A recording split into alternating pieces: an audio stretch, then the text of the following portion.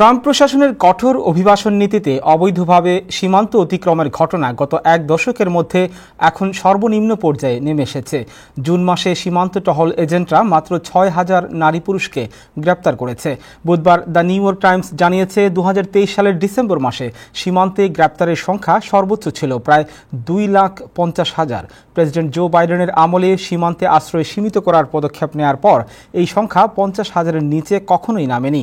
এদিকে ২০ জানুয়ারি Donald Trump দায়িত্ব গ্রহণের পর সেদিনই একটি নির্বাহী আদেশ জারি করে অবৈধভাবে যুক্তরাষ্ট্রে প্রবেশকারীদের জন্য আশ্রয় কার্যকরভাবে বন্ধ করে দেওয়া হয়।